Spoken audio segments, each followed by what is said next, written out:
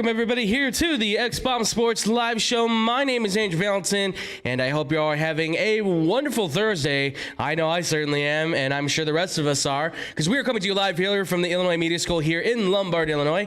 And again, wherever you are, ladies and gentlemen, day or night, I hope it is just right.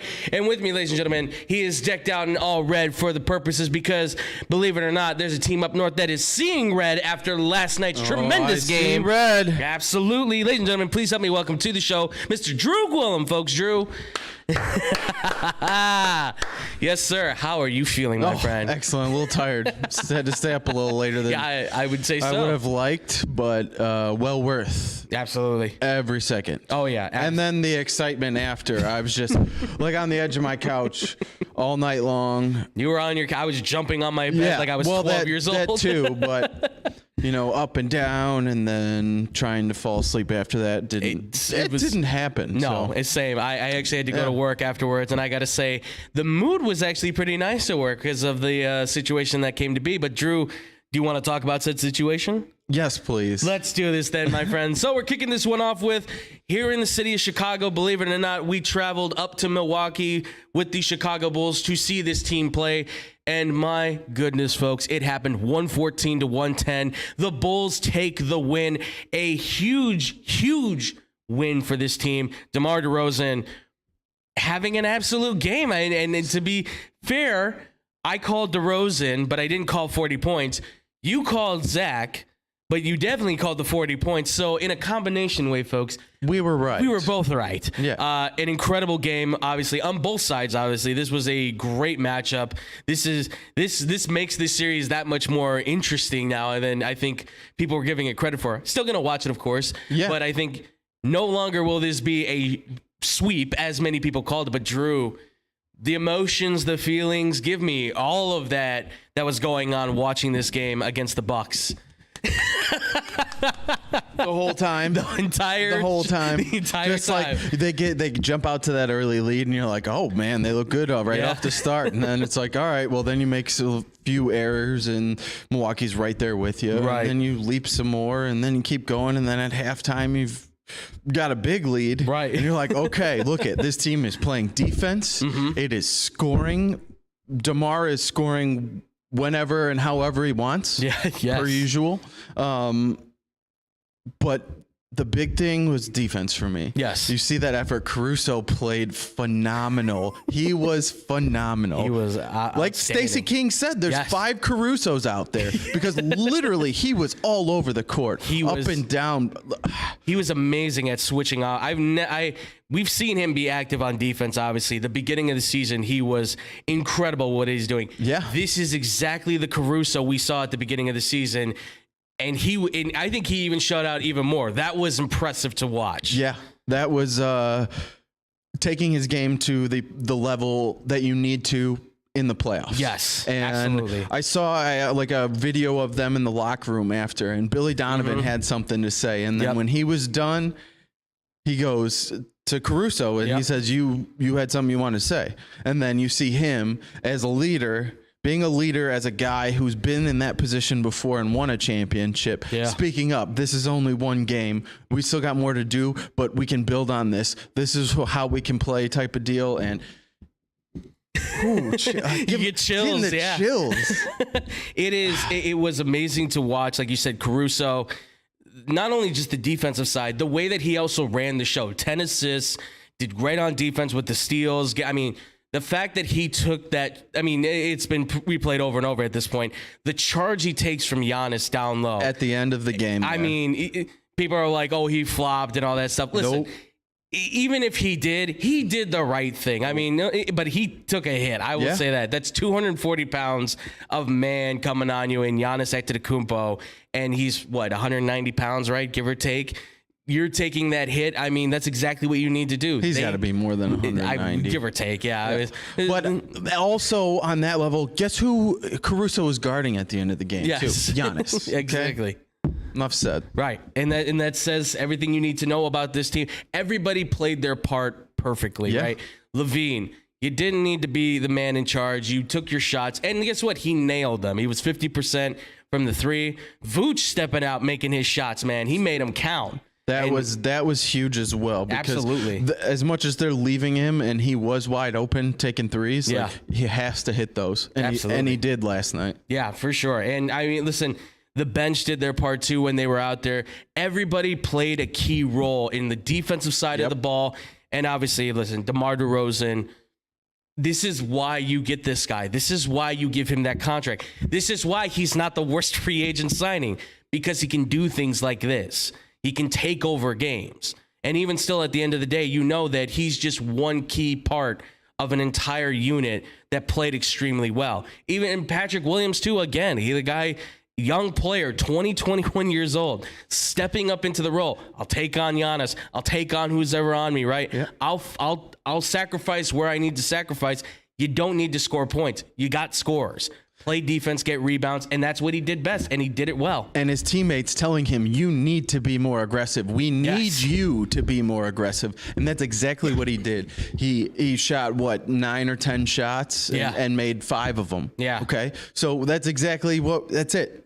Like you said, you're not here to score a ton. Right. You make your wide open shots, and he did. Yeah. He did well. He played well. Take the next step, too. Yeah. We need, coming up, it's not going to get any easier. It's just going to get tougher because even like Caruso said, guess what?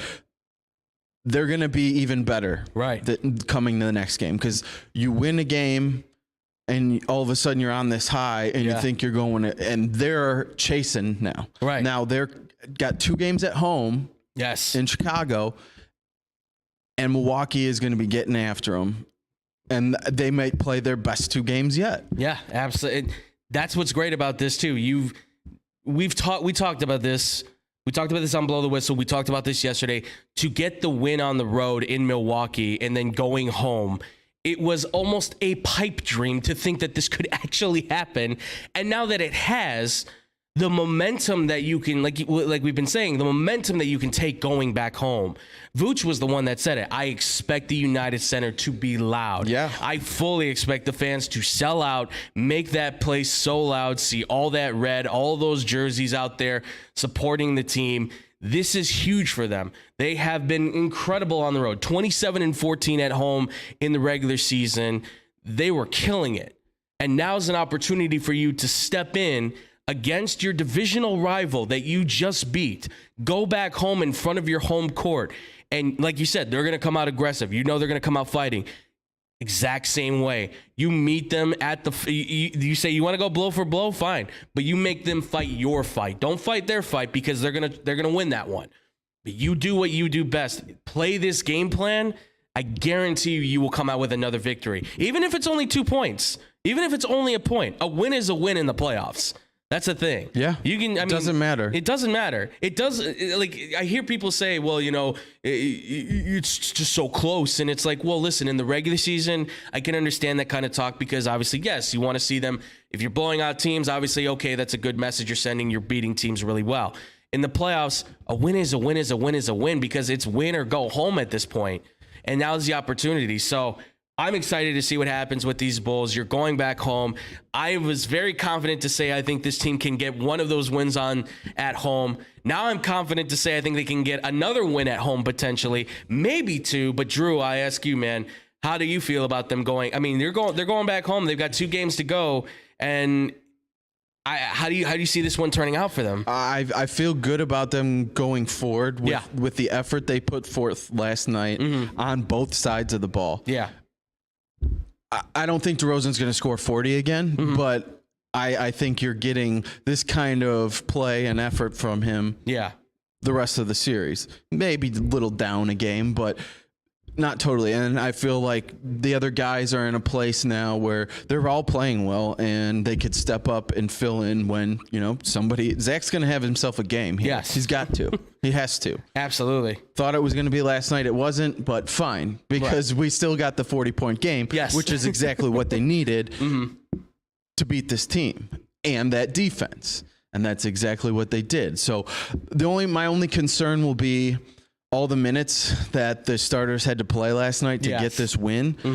They played a ton of time, and props to Billy Donovan for putting his starters back in there before it got too out of hand when Milwaukee made their run coming back. Yeah. But I do. I feel good about them going forward, and I think first, like we said yesterday, this first game coming into the United Center, there may be some jitters, may not look so great the first quarter or first halfway through the first quarter. Just trying to work through some of that excitement and emotion from, being the first game in the United Center in the playoffs in so long. But I think they're going to play well going forward. Not having Chris Middleton for Milwaukee is a big loss. He's an all-star. He's their second best player. Yep. And it's going to be also a very good defender and three-point shooter. Yep. So that's going to be a big loss for them going forward, and potentially Bobby Portis as well, for not sure how long on that one. He might be back. But right. I think they're going to be right there with them in the end. I think they'll have a shot. I think this first game, Milwaukee, if they're going to win one, this is going to be it. Okay. But I think the Bulls have a chance. They're playing better than Milwaukee the first two games defensively as well. They should be 2-0 series. Yeah. On the road. Absolutely. It's very possible. So now it's just keep this momentum going, keep that effort there, and be aggressive. Yeah, for sure. I mean, by the way, folks, just so you know, too, again, Drew Holiday, kind of their third star. Some would argue maybe their second star, too, but their third star, not a really good game for him. 15 points, 6 for 16. Not his best showing. Decent from 3. 10 turnovers in 2 games as well, which is not good. No. That's not good. But that also says, again, Caruso is causing problems for this man. And Zach even played some good defense on him. Absolutely. And it's shocking at times, I know, but it's nice to see, though, that one of your star assets that's usually considered an offensive guy, and we said this when USA Basketball was playing for the Olympics, he really picked up his defensive prowess on that level, and it's starting to carry over more and more as he's practicing it. And I think Donovan has been a big help in helping him develop that, and you saw it in this game. He went on a guy like Drew Holiday, who you think, oh, he's going to take him on, no problem. There's no defense on that. Did a pretty good job. He's going to have to play Olympic defense going forward. Absolutely. He's going to have to really develop his two-way ability going into this. But if he can play like he did in this last game, if DeRozan, again, I agree. I don't think he's going to have another 40-point game. If he does, that's nice. But I don't think it's going to happen. He can do it. Yes. Everybody's having their moment, right? Vooch and DeRozan and Levine. Everybody, I feel like, is going to have their little moment to shine for this thing to kind of happen, for them to actually pull off this upset.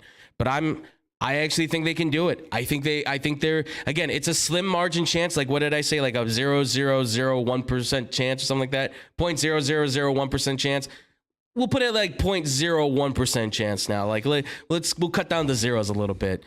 If they get a win here at home, better chance. If they get another win at home, you're going in 3-1 over the number 2 team in the NBA. Are you kidding me? In the Eastern Conference? That doesn't happen that often, folks. Not on this level. Not on this level. I'm excited. Absolutely. I am excited watching the rest of the series. It's actually turned into... It's a series. It's a series now. It's an actually fun series, unlike the one that we were talking about yesterday that we thought was going to be the best series. Yeah. That's feeling like it's going to be a sweep now. It sure is. Yeah, so... no matter what they've thrown at Boston, they just keep... Boston's really good, guys. Boston Defensive is really player of the year on good. their team, and lights out shooting. Absolutely. Playoffs have been outstanding, folks, and Chicago is hyped. And speaking of Chicago hype, too, we're going to talk about these Bears here going into it next, because if you don't know, there is an NFL draft that is coming up here very soon, folks, and the Bears have quite a few picks that they can work with, not necessarily what you would desire. I don't know if I'd say quite a few. Well, in 6 picks, which is like bottom portion. Like they have something. 6th or 7th fewest in the league. They have something to work with, be it what it is. Yeah. But for what the Bears, they're trying to pull the strings up the best we can. But you're trying to feed me a turd sandwich right now and call it chicken salad, okay?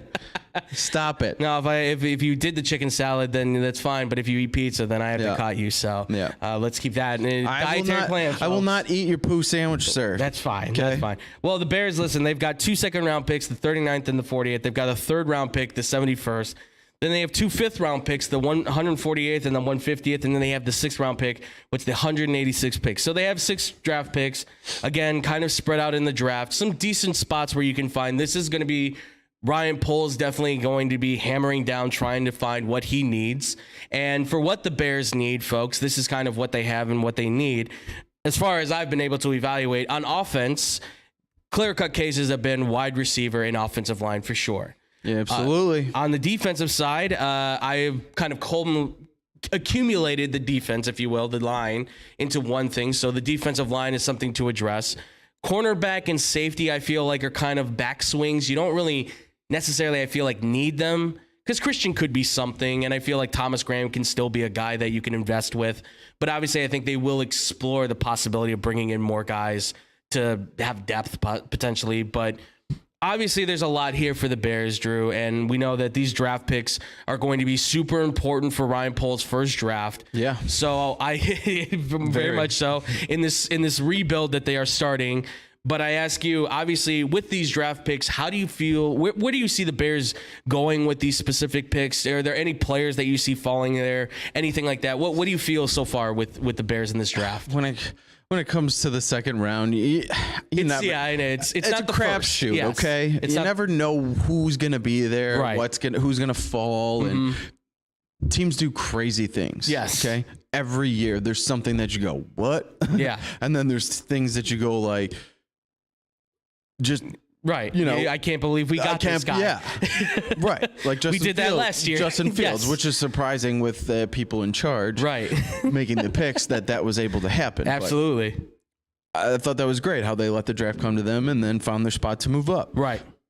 This year, Ryan Poles is kind of hamstrung from what the past regime has left them with as far as picks and talent. And missing on picks, missing on first-round picks. So he has to turn these second-round picks into something valuable. Right. Okay. And where is a lot of value in this draft?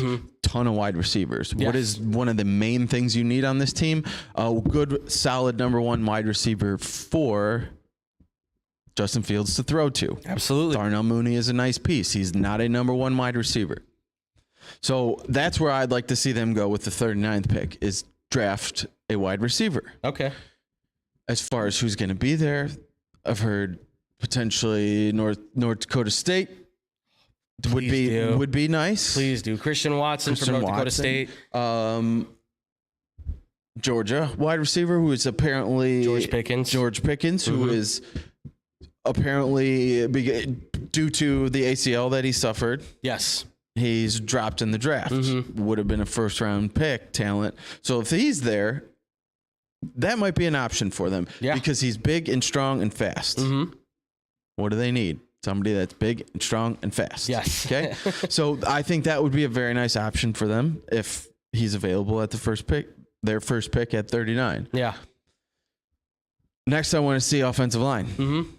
Wide receiver, offensive line. Wide receiver, offensive line. If you want to take some shots on some defensive guys later in the draft, definitely. Yeah. I think that's a good idea. I don't want to see strictly offense. Right. But I don't want to see a defensive player taken with the first 2 picks. Okay. I don't. I would be... If they take a defensive player with 39, I'm going to be upset. Okay. If they take a defensive player with 48, I'm going to be scratching my head. But if he's a good player, I'm not going to be mad about it. Yeah. When you get into that 3rd round and then your 5th round picks, go for it if they're there. But if there's... Trust your board, too. Like, I don't want to see him reach for a guy just because it's a need. Right. If there's...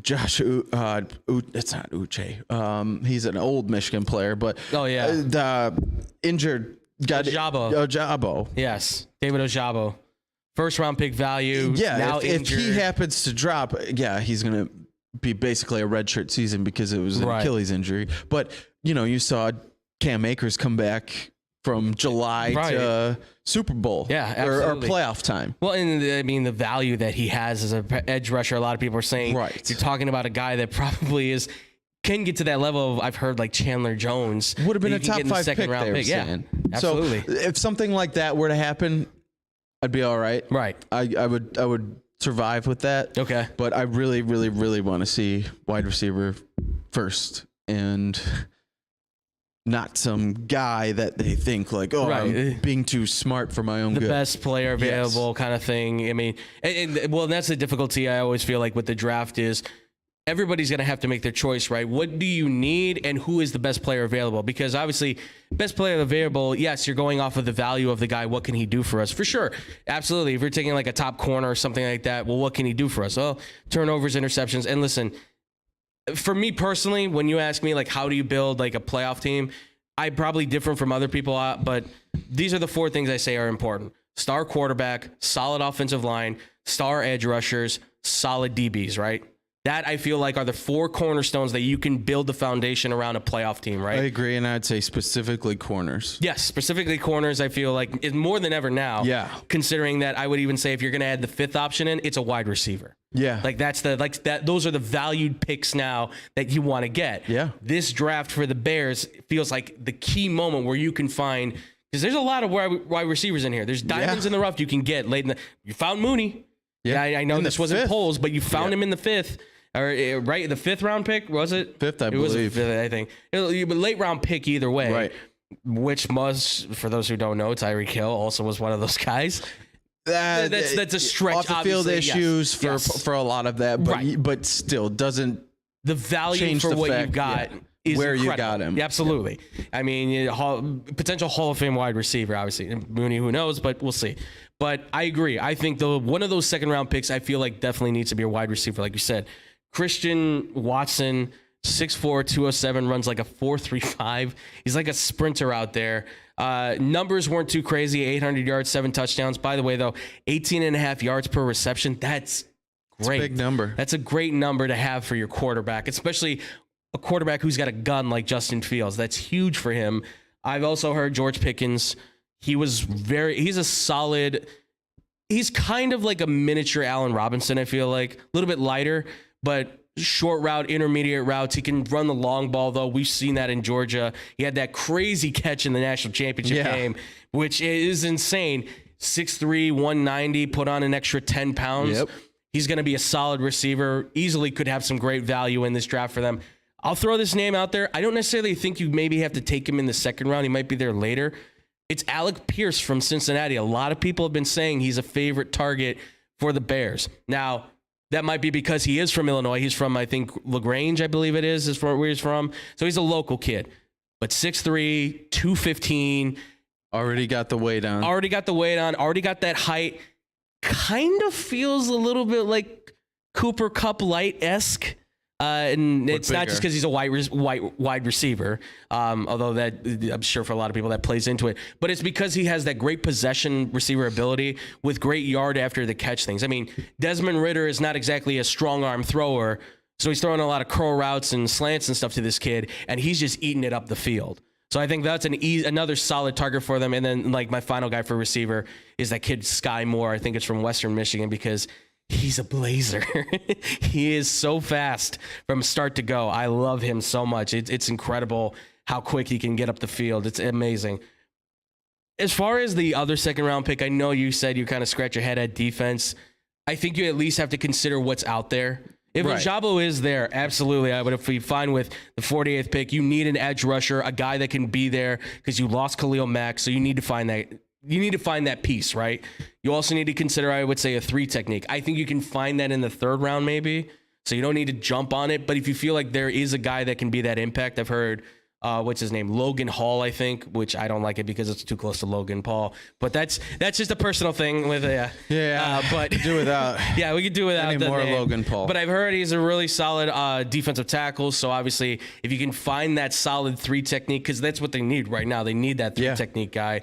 Because Justin Jones, from what I understand, is going to be more of the nose tackle at this point. And Tonga will be as well in that kind of mix.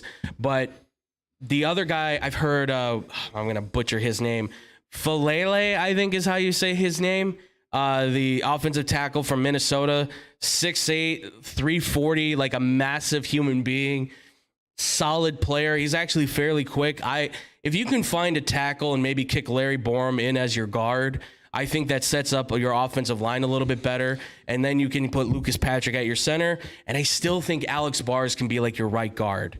I still think he's a solid player. I know the injuries have caught up with him, but I still think he's a guy. When you plugged him in with Mustafa, David Montgomery went off and started running like crazy a few years back. So I think that could honestly set up your offensive line.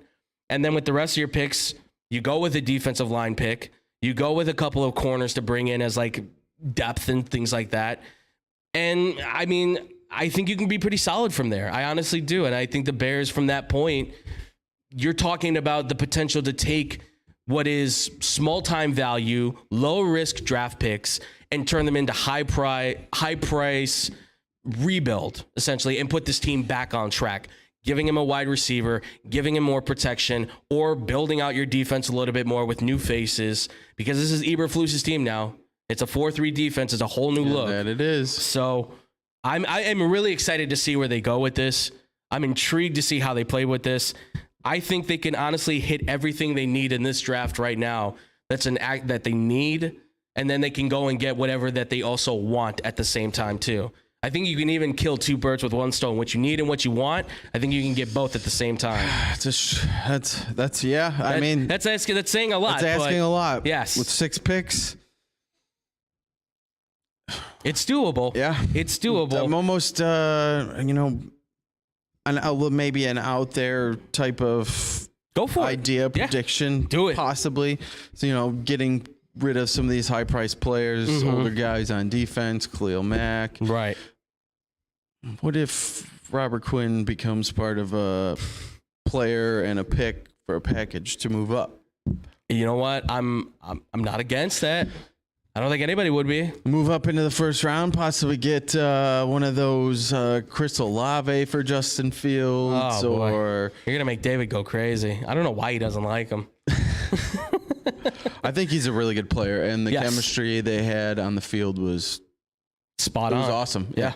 So as much as I'm a Michigan guy, so right. I hate Ohio State. To see 2 guys from Ohio State sitting there, as long as they're throwing touchdowns and scoring touchdowns and playing well, I'm fine. I'm good. But okay. Yeah. It's an idea. If they're looking to shed some more salary and move on from what some of these guys are, planning on being bad anyways. Yeah. So, you're in rebuild mode. Right. It's if it's not been obvious to anybody, they're building for the future at this point. So you're trying to figure out what the next steps are. One step in particular we're going to talk about here pretty soon. You talk about a crazy idea. It's a question we got from a fan, but we'll talk about that here coming up really soon. I'm assuming we're going to, I don't know if he'll jump over the table at me or not, folks, but it's certainly a prediction that this young man made that I'm intrigued to see where you stand on this. But folks, that's going to do it for the Chicago. You're just going to leave me hanging now. Oh, yeah. I mean, it's a cliffhanger. Right. You'll see it when we turn the page. Supposed to tease the audience, not me. Yeah, I know. Okay? Well, I want to tease both you and the audience. But folks, as we end here on the Chicago note, best of luck to the Bulls. We will dive deeper into the draft, more so with all the teams for this next week, because the draft is next week, Thursday. We will find out who's getting picked, who's taking what. But when we come back, folks, we're taking a trip to La La Land to figure out just what went wrong with Laker country. We'll be talking that more here on the X-Bomb Sports Live Show.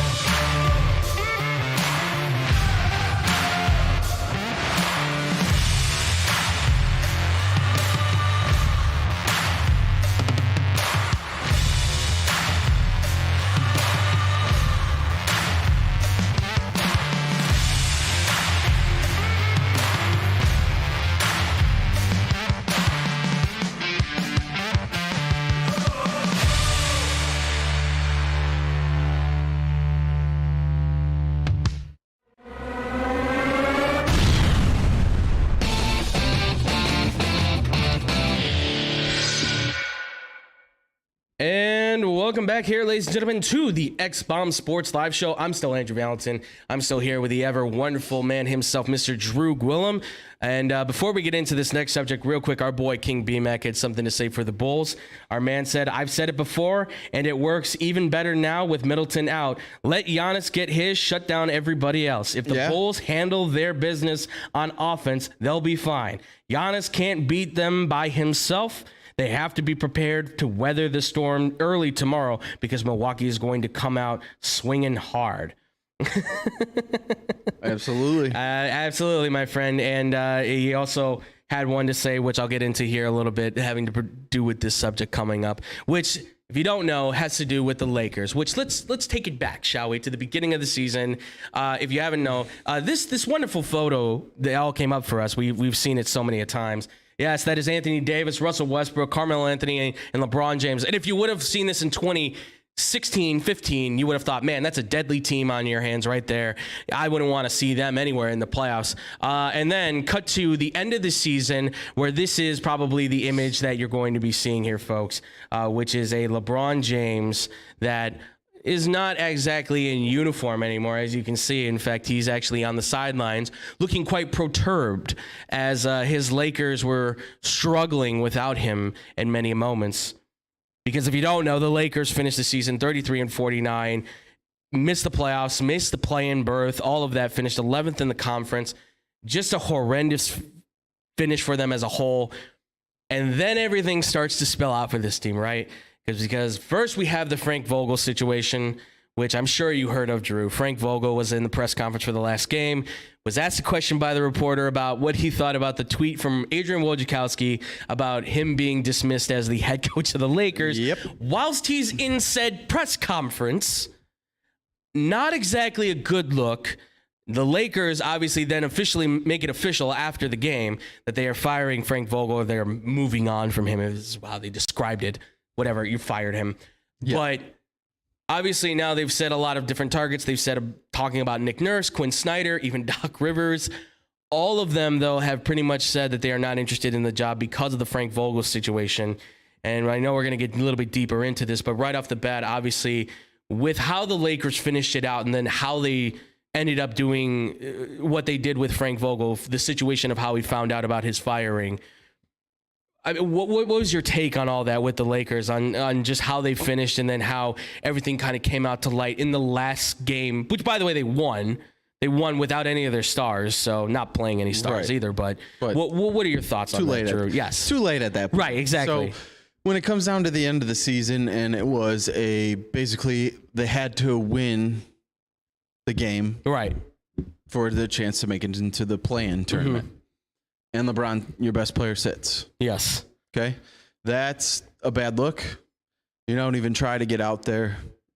He tries to put himself up there as the greatest player to ever play the game. Right. It's always going to be MJ, by the way, still. So sorry, LeBron. But these types of things shouldn't happen if you want to be that guy. Yeah. And it happens far too often. Okay. I know he's getting up there in age, but you see him when he's out there playing. He had the potential to win the scoring title this year. He had the potential to be an MVP this year, the way he played. So he had a good year, but when you're not on the court, when your team needs you, like, what does that say about, I don't know how injured he was, what it was, but you gotta get out there. Right. You have to get out there and play. If it's basically a win or go home game, that's a playoff game for them. I think it was a bad look. I think he needed to be there for his team when they needed him.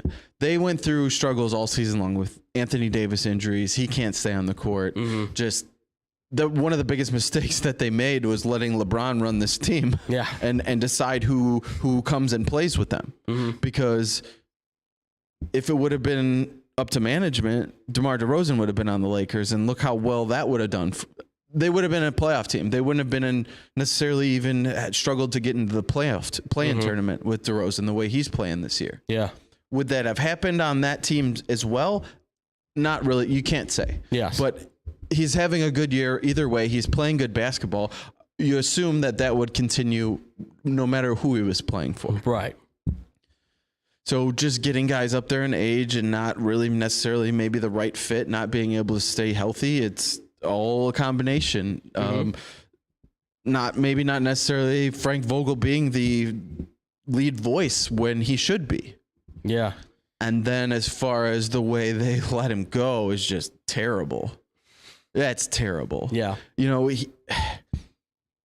you wanted him to be there. You hired him to be your coach. He wasn't there begging at your door, hire me, hire me. They asked him to come interview. They didn't have to. They brought him in. Yeah. Give the guy the respect of letting him know before you put it out there for everyone else to hear and reporters to let him know about. Right. Because he didn't hear anything until they said it. That's the worst way to do it. I think that's a bad look for the organization and the people in charge that are supposed to be setting the example of how things are supposed to be done the right way. Yeah. Very well said, Drew. Absolutely. Thank you. It's absolutely, in my opinion, I'm in the same boat with you as well. This Lakers team from the get-go, how much was LeBron involved in this thing? We now know quite a bit, right? He recruited Russell Westbrook. I mean, they wanted DeMar DeRozan. The Lakers wanted DeMar DeRozan, and it was almost a foregone conclusion. They're going to get a deal done with him. Well, now LeBron's talking to Russ. Well, now he wants Russ on the team, so now you're going to have to sacrifice that money and draft picks to get him over to the Lakers. That's done now. Now he wants to bring in guys like Wayne Ellington, Trevor Ariza. He wants to bring in guys that he trusts, guys that he knows. Because why? Because he never likes playing with the young players. I've said this many times. I don't know his mentality, but it certainly seems like anytime he had a 19 or 20-year-old Kuzma, a 19, 20-year-old Lonzo Ball, or a 19, 20-year-old Brandon Ingram, he wasn't happy because those guys live a different lifestyle than LeBron did. By the time he became a Laker, right? He's got a family. He's got business adventures. He's no longer going out to clubs and bars like he used to when he was their age, which is a little bit hypocritical to be critical of them when they're 19, 20 years old and they're trying to go out and have a good time and all that stuff. They're in LA. They're in Los Angeles. They're going to explore the city. You can't be mad at them because they're kids. You're like, I don't want to wait for them to develop. I get that asset. We all understand that aspect of wanting to win a title. But you know how much you need young, fresh legs out there? This year showed it. They looked old. They played old. He looked 37 years old. And he did score 40, 50 points. But this is where I say to people, did he score 40, 50 points because he felt like he could be the most dominant player? Or did he do it out of the fact that he was angry that they were going to lose the game if he did not do more to get a win, right? I mean, it feels like he did it more out of spite than he did because he wants to. There's a difference, I feel like, between wanting to and then you feel like you have to, right? And I feel like he always felt like I have to do this, otherwise we're not going to win any games. Well, you did this to yourself, LeBron. And as our guy, King BMAC, also has to say, the GM went wrong. And I agree. I totally agree. Now, how much input did he have on this team? Like I said, it feels like at least he had a good, like a third of the pie was him having some sort of input. And this is where, I mean... No, the word is literally DeRozan was going to be a Laker until LeBron said, I want Russ. Right. And then things changed. And the proof is in the pudding, okay? Yeah. What happened? They got Russ. Yes. There's all the proof you need. And speaking of Russ, Russell, not my fault, Westbrook is now what I'm calling him officially. Because if you didn't hear what Russell Westbrook had to say about his coach, Frank Vogel, which of course he has something to say about his coach, Frank Vogel.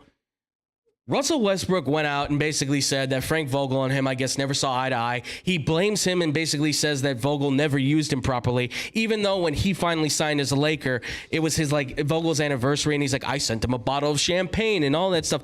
Oh, how nice of you. And now you're going to criticize him and say, hey, it's his fault because he said, and I quote this, I'm not sure what his issue was with me. Why is the coach having an issue with you? Is it quite possible? I don't know, Russell Westbrook. Is it possible that maybe you had the issues? You were the one missing the shots. You were the one that was trying to pull up from three when that's not your game. You were the one that never seemed to mix or mingle with any of those guys whatsoever. And at what point, I would say probably about halfway through the season, shall we say, Drew, he suddenly said, like, I don't really care what happens anymore. I don't really have any feelings towards this thing. Pretty much shut down. I mean, we talk about LeBron pretty much shutting down at the end, and people are like, well, Kobe would never do that. He played through the 5 games. I totally agree with that. I totally do. Yeah. But at least LeBron played most of the season and gave some great performances nevertheless. Russell Westbrook never fit this team. He never fit the chemistry. He never clicked with anybody. And you can make the argument, oh, well, they had, 41 lineups, I think they said at one point in total throughout the season, more than they had wins at this time, which is funny. But, yes, they never had all the chemistry out there. Anthony Davis always hurt. Russell Westbrook couldn't fit. LeBron James in and out of the lineup himself because of injuries. They never all got together on the court and clicked. The only guy that actually feels like he actually put any value to this team was Carmelo Anthony. And this is you weren't asking him to do a lot. Yeah. Shoot threes. Yeah, that's all he had to do. And for Russell Westbrook to be able to come out there and say, like, it's not my fault, I'm not taking the blame on this. And, of course, LeBron is now looking to do everything he can. He's praising Kyrie Irving and his athleticism, which I'm sure has more meaning than we could possibly think of, even though this is the same guy who said to Cleveland, I can't play with this guy. He's impossible. We need to move him. This is not going to work. He's so willing. What's his name? Billy Zane in the Titanic movie. He's Billy Zane in the Titanic movie. He'll put the blanket over his face to look like one of the women so he can get in the lifeboat and carrying a child and saying, I have a daughter, even though that's not even his kid, so he can just get off the sinking ship. They'll do whatever they can, the Lakers, to just not take any blame because they want to preserve their legacy. And look, I'll say this, for LeBron's legacy, it's already locked in, Hall of Fame. For Westbrook, it's already locked in, Hall of Fame. How much of this is? It's like a small blip really on the radar, but it says a lot, I would say, for their character as an athlete, as a role model kind of going forward. They've done a lot of great stuff, absolutely. But this says a lot for them as leaders, as people, as players. How many, Drew, honest, tell me this. If you were a player and you saw this kind of action and LeBron was calling you up all of a sudden and saying, would you want to play with me? And I know we've got different feelings on LeBron and all that kind of stuff or whatever. But all things aside, if you were a player and you saw this kind of stuff going down, would you want to go play with LeBron knowing he's one of the top greatest players? What are your feelings on that? I guess it would have to depend on what the rest of the team around him. Like right. if you're hearing that he's pushing for Russell Westbrook over DeRozan, right, then probably not. Mm-hmm. And he's getting basically whatever he wants. He's a little baby. Right. He's like you're a whiny crybaby. Okay? Absolutely. You're going to go to the office and be like, we need this guy. No, don't sign him. We need this guy. Right. I don't know. I think he would be a tough guy to play with when things aren't going well. So like this season. And then when things are going really well and you have a good team, like when he's won a championship in Miami.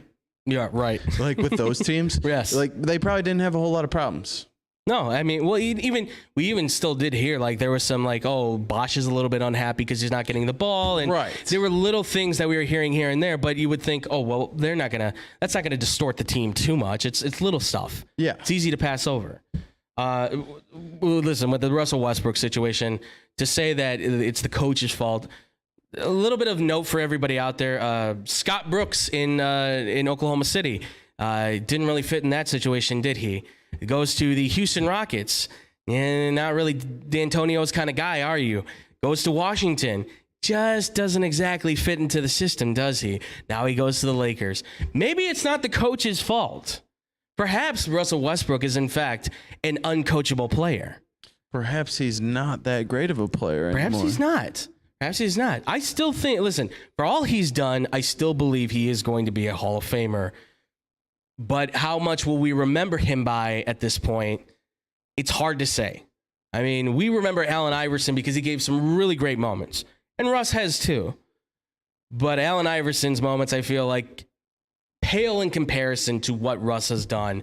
Because if anything, you can say Allen Iverson single-handedly guided the 76ers team to the finals against the Lakers, against a Kobe Bryant Laker, and almost could have won it. And had a really cool moment stepping over Tyronn Lue. Just saying. Yeah. It's very cool, very funny. Remember watching that. Absolutely. But I listen, at the end of the day, and this is just me saying this, and then I'll ask you this, Drew.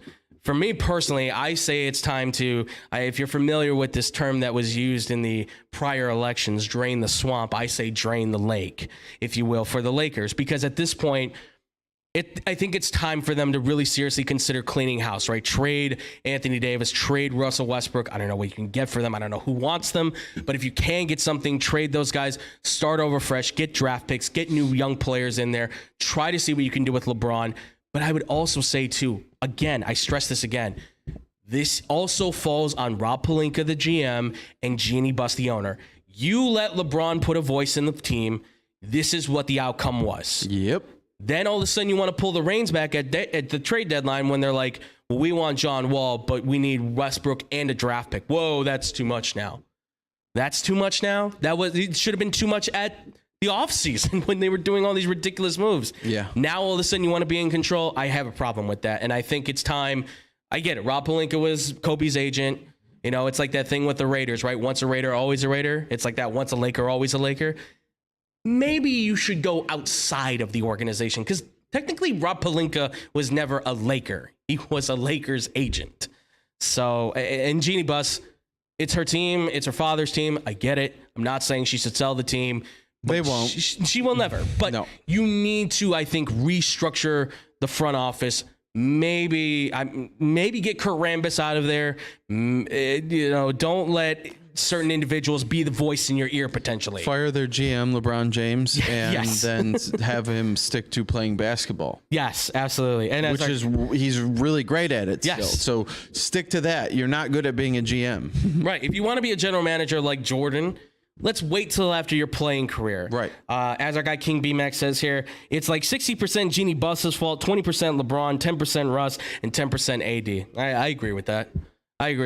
Yeah. I would say the 60% more like Jeannie Buss, Rob Pelinka front office, like as a whole. But they really were the ones that allowed this to happen.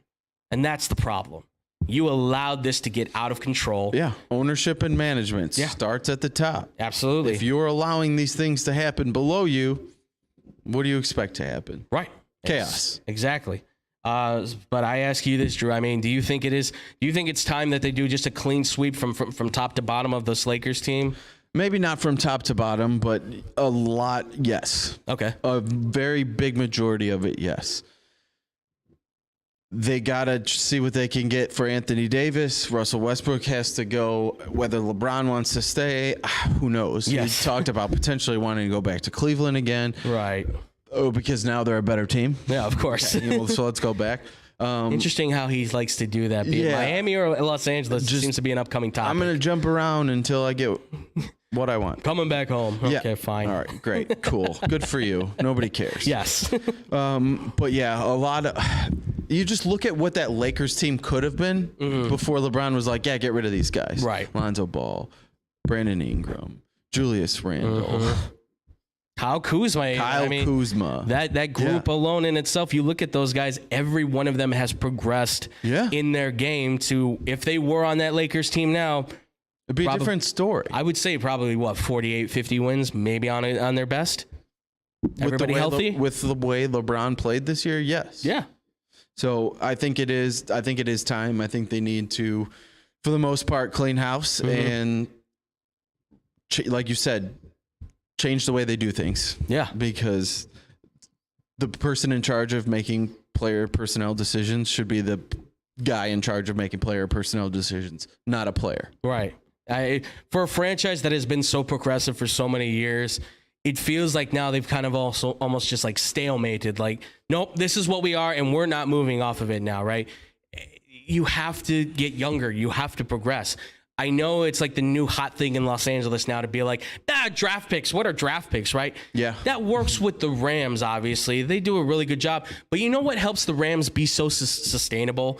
And you can agree with, we've said this multiple times. They not only trade for these players, but then whoever they draft, they also develop them. And that is so key in not only just, we're going to trade for Anthony Davis. That's great. But then how about we develop said players with them too? Like Talon Horn Tucker or whoever you're bringing in. Develop these young guys instead of just saying, they'll just ride the bench. I mean, that was our problem in Chicago for years, was we kept drafting these players over and over and over again, and they weren't getting any playing time because be it Tibbs or be it what's his name that came after him? I'm blanking on him now. Iowa Hoiberg? State boy, yes, Yeah. Hoiberg, or be it even Jim Boylan. Yeah. These guys would just never play the rookies an ample amount of minutes, and when it was too late, garbage time. What does it matter? You're not giving them any experience. I'm not saying throw them in there for 30 minutes and say be a starter, but you got to give them something. You got to give them some sort of progress. And that's important. And that's what the Lakers have struggled to do. And that's why they will continue to flounder until they get themselves back underneath like that. But I don't see that happening as long as LeBron's on this team, honestly. I think he hinders this team a lot because the word is that Rob Pelinka is going to talk to Kurt Rambis, Jeannie Buss, her brother, and then he's also going to consult with LeBron and AD about what he needs to do in free agency for this team. Are you kidding me? If you got to be a GM by committee, guess what? That's not being a GM. That's not at all being a GM. Time to go, Rob Pelinka. Time to go. You just made my NBA bucket hit list at this point with Ben Simmons and Kyrie and the rest of those groups. Unbelievable. I couldn't believe when I heard that. Lakers, I don't know what else to tell you. I would just tell, honestly, if I could say this thing to the Los Angeles fans, Clippers are looking pretty good. They may blow it up, but I mean, hey, they made the play-in tournament. You can at least be happy with that. For now. But obviously, real quick too, our guy King B-Mac also has to say, Jeannie ultimately has final say over everything. Of course, LeBron insists on being a GM and pouting and dodging and dogging it on defense. Russ is a terrible player, and at this point, who has never evolved his game. And AD is made of glass. Absolutely. You've got three players who just will not progress. We'll see what happens with the Lakers going forward. I just feel like it's going to possibly, if this is the way that Pelinka is going to do things, I know I'm throwing my mic around. I'm so upset with them. I just feel like it's going to be the same old stuff all over again. But let us know what you guys think about the Lakers situation. We want to hear from you as well. And when we do come back here, ladies and gentlemen, we're going to be hitting some of these fan questions, which may get our man here a little bit perturbed, but fear not, folks, because we're going to be talking about that here and more on the X-Bomb Sports Live Show. Hey, watch your mouth. Why? I'll just put a quarter in the swear jar. Once it's filled, we get a Coors party after work.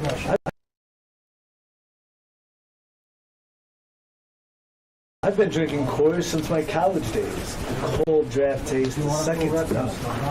Yeah, worth the recorder, am I right? You know it, mother. Hey, You get those sports done? yeah. No. You, sir.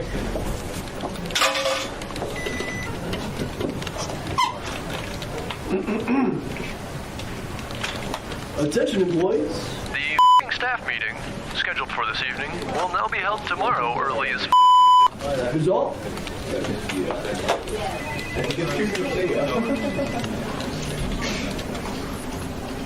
Dudes, we're only 75 cents short. Oh, shh. Boss. Hey, sir, go yourself. You're fired!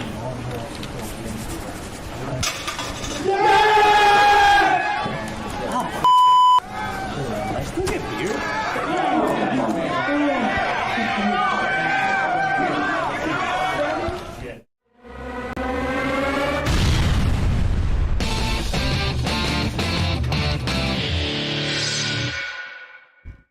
And welcome back, everybody, here to the X-Bomb Sports Live Show. I'm still Andrew Valentin, and this is still Drew Gwillem. And we have just talked about the Bulls, the Bears in the first part. We have talked about the Lakers and all of their issues in the second part. But now, folks, Lots of issues. Lots of issues, absolutely. But ladies and gentlemen, it is time to answer some fan questions. That's right. We've had some wonderful questions. We had a bunch of them, actually, that I was going to do. But for time's sake, we're only going to talk about the top two ones, because these pertain to our city here in Chicago. And I thought these were certainly very interesting comments that we were able to get from some wonderful fans. So the first question for us to start with, Drew, is one that I call Making Moves for Murray. This actually came from our guy, Albert in Waukegan here in Illinois. Thank you so much, Albert, for the question. And he says in this question, he says, gentlemen, I know with Kyler Murray sitting out now, I want to know what your thoughts on potentially the possibility of him being traded to a team, particularly like the Bears. Do you think that it would be a smart move for the Bears to possibly swap a young quarterback like Justin Fields, who I think we all can say has upside to him for sure, for a more established quarterback like Kyler Murray? What are your thoughts? Let me know. Appreciate it. Thank you so much, Albert. We appreciate the question. Drew, Kyler Murray for Justin Fields obviously is I think it's a small percentage chance, because as Steve Keim, the GM, has already said, the chances of trading him is no chance. And Kyler has now also tweeted out, if you haven't seen, he has pledged his loyalty to Arizona. Oh, now he does. Yeah, now he does. Right. He wants to win Super Bowls, and with the Cardinals, he says AZ is his home. Pick a side, Kyler. But what do you think about that? Justin Fields, Kyler Murray, the possible, this could be a player swap we do at some point. So, but what do you think about this? Do you think it's a realistic possibility? Part of me is over here. The other part of me is over here. Yes. So it's going to be a very confusing take. Mm-hmm. Okay, is Kyler Murray a really good quarterback? Yeah. Mm-hmm. Can he do some amazing things on the field? Yeah. Would he be awesome to watch in Chicago? Yeah. Sure would. Mm-hmm. But now we're seeing a lot of these issues come up with him. Right. Attitude, maybe not the best guy to be around. Mm-hmm. Maybe not the leader type of guy that a quarterback needs to be for a team to be successful. Yeah. Whereas I think Justin Fields has yet to be put in a position to succeed. Mm-hmm. And I still feel that he has more of those leadership qualities already. More of that saying the right things, doing the right things. He shows up early. He works his butt off. You saw that last year. Mm-hmm. He's big and strong. Has a very strong arm. He's also very fast. Yes. I don't think I'm making this trade. Okay. Just because of my opinion on Justin Fields is that he's going to become a very good quarterback for this team. Okay. Once, from all these things you're hearing, right, finally going to tailor the offense to him. They're switching things up in his stance already. Yes. Like they're doing things opposite of what has been done from the past regime, which says we'll see if it works out. Right. It'll say a lot from. If progress is seen, obviously, that's a big plus side. Right. And then it says a lot of what we had going before. Exactly. So I don't think I'm making this trade because I like the idea of a big, strong, really fast, and really strong arm quarterback over the smaller guy who also has a very strong arm, also very fast, and a jitterbug in the pocket. Yeah. I like the idea of Justin Fields better. And I think because of my opinion of him thinking that he is going to progress and become a franchise quarterback for the team. Okay. And don't jump on us. This is a question. We are voicing our opinions You on can it. jump on me if you want. I don't care. Absolutely. In the nice way. It's my opinion. In the nice way. It's my opinion. Absolutely. You can have yours. You're allowed to have yours just like we're allowed to have ours. Absolutely.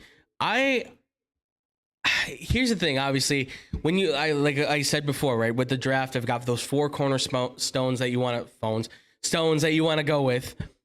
Kyler Murray, I do feel like is in that top, at least in the top 12 quarterbacks in the league. Might even be in the top 10, kind of depends on how you look at it, okay? Yeah. He's very good. He's very quick, very talented. I feel like both of them do very similar things. Obviously, the difference is one guy's 6'3", kind of more of your model-looking kind of quarterback. The other guy is obviously a little bit smaller. Both of them came from schools that have really done a great job, I think, in building quarterbacks now more than ever. There was a time where Ohio State and Oklahoma, you wouldn't dare draft a quarterback from either one of the schools. Now those are like the two premier schools. You kind of want to find your guy, it seems. I feel like making the move for Kyler Murray, again, it all depends on the value. It certainly would cost you a first-round pick, probably along with Justin Fields, or maybe it would be like a first and 2 seconds. I don't know. If you packaged him a second this year and a second next year, maybe I would pull that trigger potentially, because you would also be saying we're signing him probably for a big contract. He wants like $35, $40 million a year. the Bears are going to have a lot of cap space next year to kind of carry that money. So I would say, maybe make that move, because an established quarterback versus, I mean, listen, Fields' ceiling is high. He could be one of the top quarterbacks in the league, no doubt. Just like Trevor Lawrence, just like Trey Lance, I feel like. Even Mac Jones, I think, can still fall in there. There's a lot of opportunities for those guys to still grow because they're so young. And it's their first year. You know, they're going to have growing pains with their teams. See, I think we can't discount the fact of Justin Fields being on a rookie contract. Right. And getting paid less. And if you sign Kyler Murray to that massive deal and needing to rebuild your team now, yes, you are... how you going to do it? Right. It's a very tall task to rebuild your team while paying a quarterback $30-40 million a year. Ask their division rival, the Green Bay Packers, how that's going right now with receiver. So I think it's in the best interest for them going forward to stick with that rookie contract for Fields, rebuild the team, and then see where you're at. Yes, I will say this for at least for Justin Fields. I mean, like you said, when it comes to those rookie deals, you want to hold on to those guys as much as possible and have them be cheap for the time being as you build the roster out, right? And if they progress, then you give them the deal that they're worth. Obviously, like we've said this before, no quarterback that has had more than 15% of the salary cap on their cap hit has won the Super Bowl. It's always 12% or less usually of the cap that they're taking up that these guys win. And of course, one guy has done it now 7 times because he keeps taking the pay cuts, which is exactly what if you're going to be good and you want the rest of the team to be good, like you would think, make the cut. Or you want to be like Aaron Rodgers. I mean, this is the thing, right? Do you want to be Rodgers and take the money and run and just say, well, I'm going to be good, but obviously, you know, at this point, he's 39 and what's his career, right? He's not getting any better at this point, so he is what he is.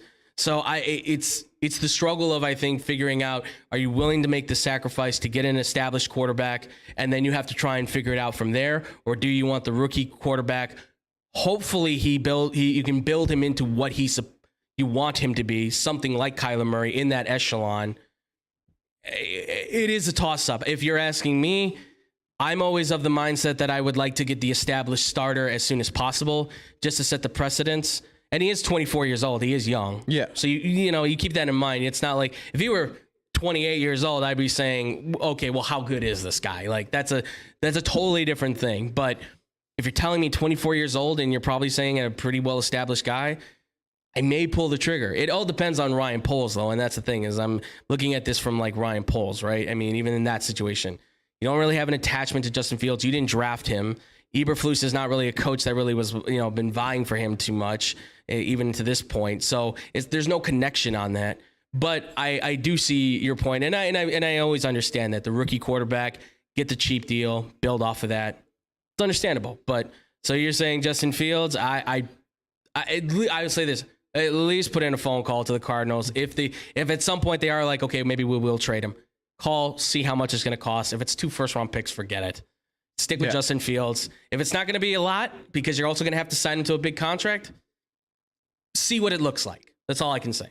All right, and the final question might be a little bit easier, but we'll see. This question comes from our guy, Ramon. He is in Chicago. He says, boys, I love the show. I've been a diehard Chicago Bulls fan for a very long time, and I have watched Anthony Davis since his years in New Orleans. And all this talk about the potential of him moving to New Orleans, I have to ask you guys, do you think that it is time to move on from Vooch? And do you think that we could simply flip him for Anthony Davis for possibly no cost at all, if maybe a first-round pick in addition to that? What are your thoughts? And before I jump this question to you, I want to read some comments we've been getting from some people here. Our very own Amber Christakis has this to say for the Justin Fields situation. She says, no, with a bunch of no's. She says, Justin Fields has so much untapped potential besides what we already know, of course, which if handled right, can create longevity for the Bears to have a great quarterback. Very well said, Amber. I agree. I agree with that as well. Yeah, I do. Frankie Shaker, our very own man himself, also says, Like Fields, I argued the entire time I was up there that Nagy was the issue. He needs people to actually support him. Your coaching matters as much as talents. Shaking with Shaker. Absolutely. Well said, Frankie. Well said. And thank you guys for the comments. We appreciate it. Keep it coming. But Drew, Nagy has been proven to be the problem. and Ryan Pace. yes. And I mean, listen, when it came to Mitch, he was what he was. And I will leave it at that with him. I'm not arguing this anymore with Mitchell Trubisky. But Drew, for Anthony Davis coming to the Bulls, we've heard a lot of talks, the rumors, all that stuff. He is a hometown kid. What do you think about the possibility of the Bulls bringing in Anthony Davis to potentially help this team with what we've seen thus far? We know that there's certain things they need to get taken care of, but what are your thoughts? You need stars to win in this league. Yes. Okay. Anthony Davis, when healthy, is a star. Absolutely. He is one of the top players in the NBA when healthy and playing at his best. Mm-hmm. Okay. So you have to consider it. You have to, and they will. Yes. You have to consider it. You have to make it a conversation. Mm-hmm. Weigh your pros and cons, what's going to be the best for your team. Do I think they should? That depends. Okay. How much you're going to have to give up for? Yes. If you're paying for the injured player that he's been, Mm-hmm. and you don't have to pay a ton for him and give up a lot, I'm good with that. Yeah. To take a chance on being the team that takes a shot on this guy and he rewards them. Mm-hmm. So I would be fine with that. But if they're going to have to trade an arm and a leg to get him here, Yeah. I'm not down for it because he's proven that he can't stay healthy and stay on the court. Mm-hmm. Like we always say, best ability is availability. And if he's not out there helping their team, they don't even make the play-in tournament. That has a lot to do with it. Having one of the top players in the NBA out for so long during the season, Yeah. it hurts your team. And at that point, why are you paying a guy to not play? It's a fair point. It's a very fair point. That's where I stand. Yeah. No, I completely agree. This is okay. Vooch has been playing very well in these playoffs. We are seeing more of what we've been wanting to see for a while now, especially in this last game, hitting the threes, all that kind of stuff, right? That being said, I would still if you're saying player one-on-one, swap for swap, I would do Anthony Davis for Vucevic, and I may throw in like the Portland pick I think we have, just because I feel like that pick at this point is not going to be something that is going to be as valuable for the Bulls per se at this point in time. I know Portland may end up being bad at some point, but nevertheless, I feel like you could move that pick, move Vucevic, maybe another player potentially. I don't know who it would be, but you can throw in another player possibly to help match the Anthony Davis contract that he has right now, Right. to bring him in, because like you said, when he's healthy, he's one of the top 10 players, top 20 players in the league. He is unstoppable on offense and defense. He can take over games. To pair him with a guy like DeRozan and Levine, you're getting your defensive big man in the middle. Yes, you are. You're getting that pressure guy, especially too if you can also keep Patrick Williams in that move as well. If it means moving on from Patrick Williams, I'm a little bit hesitant on that because of his upside as well. But for what you're getting back still, it's Anthony Davis. There's a lot there, right? The talent is certainly there with this guy. Again, though, it all depends on how he's been very injury prone. I know a lot of people, and listen, I've been very critical of him. Don't get Mr. Glass. Don't get Mr. Glass. Yeah. He's so broken. His bones are brittle unless he has that, what's it called? Adamantium that Wolverine has in his bones. That's the only way I want this dude on the team. It just look at what we went through with Derrick Rose. Yeah. Amazing player. MVP. Right. What he could have been if it wasn't for all the injuries. Yeah. And it was tough. It was tough to watch at times because you had such high hopes for him, and he's a first round pick, and we never probably should have gotten that pick when we did. Absolutely. And we got D Rose, and it was amazing. Absolutely. What he did at such a young age, and then not being there playing, you saw what happened. Right. Yeah, absolutely. But I think if you're asking me, would I do this move? I would say Vucevic, the Portland pick. So the Bulls still keep their first round pick for next year. And I would say Brown, maybe throw in Brown, or maybe I would even, I hate to lose Javonte Green because he's so special, but if that could be an enticer, maybe Kobe White, because he's obviously been struggling and that adds a young piece to that team for the Lakers, I would probably make that move. And I know that's a risk, but in 50 games, Anthony Davis, 25 points, 10 rebounds, a block and a half a game. You're talking about a premier player where in 50 games, compared to what Vooch has been throughout 70-some games or whatever he's played for us, the numbers are still strong, and I feel like he would give you similar output in the same kind of season potentially, even though he's playing less games. And who knows, if he can stay healthy, I think this team then, if you're talking about 70 games for Anthony Davis, a full season with him, which I know that's like a wish list at this point. Shot in the dark. But let's say like 65, 70 games, Anthony Davis, that's a pretty good team. That's a 50, 60 game possibly winning team. That's a first in the division, top 5 defense. All speculation, of course. But if you're saying that's all you need to move is Vooch, that first round pick from Portland, and Kobe White, let's say. That's it for Anthony Davis. I may pull the trigger. I'd probably pull the trigger on that. Guess who could guard Giannis? Yes. Who can guard Giannis? Who can guard Embiid? Who can take on? It gets a little choked up talking about it. Who can take on that big man in the East that we're seeing now more than ever, and in the West? Because let's not forget that has given these Bulls so much trouble. Absolutely, because let's not forget the West. You got DeAndre Ayton, who's young, yes, and who could bully him around. But in Anthony Davis, we've seen him do it before. Jokic is pretty good. I don't know if Denver's ever going to get there, but if he does, who's going to take on Jokic?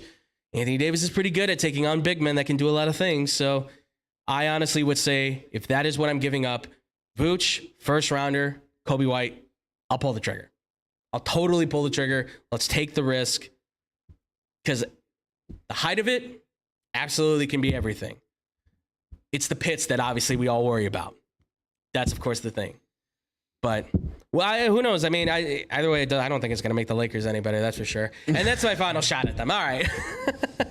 And that is going to do it for us here, ladies and gentlemen. Before we go, we have some comments I want to read real quick. Our boy King BMAC had to say for Anthony Davis, he said, hard pass on AD. AD has played more than 68 games twice in his 10-year career. That's very true. That's something you need to be concerned about for sure. So trust me, it's something I definitely took into consideration when thinking about this. Yep. Absolutely. When he's healthy is fine, but he's never healthy is the problem. That's very true. I would much rather try prying DeAndre Ayton from Phoenix once they're done watching the Warriors win the West this year. I'm okay with DeAndre Ayton too. Trust me. If I am my pick, I'd probably go with Ayton because, again, young guy with a lot of upside on there. And you can kind of control more of his contract at that point too. It's not a high value thing. So if they want to give... Well, he wants a big deal. He does. He does want a big deal. And he's been asking. Yes. But when you're going to have to value that on what Levine does as well. So, but yeah, obviously, guys, we want to know from you what you think. Also, too, a guy, Frankie Shaker, saying for the Bears stuff, he says, calling it as I've seen it and have been a longtime Browns fan, so can see dysfunctional teams. Bears have so much talent that it's been that is being shafted in the grand scheme of things. They've had a lot of opportunities. Our girl Amber Chris Stake is also saying, I just said that out loud about Derrick Rose. Yes, absolutely. Right before that guy with the luscious beard said it, same wavelength. It is luscious, folks. It truly is. That happens often. Yes, very true. Yes. And that's going to do it for us here, ladies and gentlemen. And I hope you have enjoyed this one. It has been a fun one, Drew, as always. Absolutely. This has been great. I'm so glad that we could talk about some good things going forward on this. Thank you guys again for the fan questions. Shout out to Albert and Ramon. We had a few more questions. We're going to answer those questions, I think, next week when we got more of a chance. Please keep them coming. I got a lot of them for you guys that you've been asking for. A lot more player swap, more for the NBA and stuff. Still don't know how I'm going to do golf, but I will see what happens on that. But Drew, It won't work. It won't work. It won't work. I still like the pole. I got messages about the polo idea. They like that one. that is very good. Swap the riders with the horses. Yeah. I'm totally for that. Yep. But Drew, let the people know where they can listen to you, hear you, see your luscious beard, all that good stuff. Right here. Here it is. Every Wednesday and Thursday. Yep. Come check it out. Absolutely. It's quite long right now. He won't let me touch it, unfortunately, but that's okay. It's mine. I admire from afar. Mine. It is. I admire from afar. I bask in it mostly because I'm working on mine as we speak. It's work in progress. Work in progress. Work in progress. You can't see it, but there's like that little like horse corral, just like that you see in construction sites. It's on there. Promise. We could get some horsehair. I've heard of obviously people. Some people take the hair from certain body parts and they put it like actually on their face to like fill it in from their ass to their face. Yes, bad idea. I don't know who would want to do that. Honestly, it can only smell, I can assume. Yeah. But Makes your breath stink. Yes. I can only imagine. Honestly. But absolutely, guys, go follow Drew. Make sure to go check him out. Ask him all kinds of questions and stuff. Good questions, please. Or whatever you want to ask him, I guess, at this point. Throw it at him. I'll respond. Yes, you will. But if you guys want to find me, I'm at TheFluffyGuru on Twitter, but I'm always at Boom Crew Captain on Instagram for the most part. And obviously, if you guys want to see any more of our show, we are live on Facebook. That's right, facebook.com/TeamXBombSports. Like and follow our page where you guys can get updates for when we go live, both for the Facebook side of things and the YouTube side as well, which we are live every Wednesday and Thursday, 5:30 to 6:30 p.m. Central Time. Although today we went 6 to 7, give or takes, just for the giggles of it, just to give ourselves more time to be able to talk more on sports because we love it ever so much. Also, too, guys, make sure to hit us up on Instagram and Twitter at XBombSports as well. Follow us on our social media. I'm tripping over my tongue now. And also, too, if you have any questions or comments, again, hit us up at xbsportsofficial@gmail.com. Just like today, again, shout out to Albert and Ramon. Keep those questions coming, guys. Now, for the podcast stuff, real quick, guys. If you want to check it out, we've got a bunch of stuff. We've got Blow the Whistle on the radio side. You guys can check that out on Monday. You guys want to check out the TV side of things as well. They go on Tuesday. Myself, David, we go live on Tuesday, 2:30 to 3:30. You can check them out. Also, to our boy, Brandon Januska, 94.3 WMKR. You can also see his podcast, Baseball Banter with Brandon. New episodes out right now. Money Motivation with Hannah B as well. Check that out too, guys. If you're looking for something to keep yourself positive, Spotify, Odyssey, iHeart, all the great stuff. You can also catch her on 102.3 XLC, the afternoon drive as well, 3 to 7. Go give her a call. Say what's up from the Boom Crew. Wish her well as also. She's kind of feeling under the weather, so give her some love. Parlay.com, our guys Kendall Gill and Tony Lopez doing the thing on Combat Sports. And, of course, the Fake Football guys for all your fantasy football needs on YouTube. We'll be going live probably next week with a show trying to do some pre-draft stuff and hopefully some post-draft stuff. So be on the alert for that, ladies and gentlemen. And I think that is it. That's everything that we have. So thank you all so much for watching. Thank you all so much for listening. We will see you guys very soon. And as always, ladies and gentlemen, much love. Peace out, Boom Crew.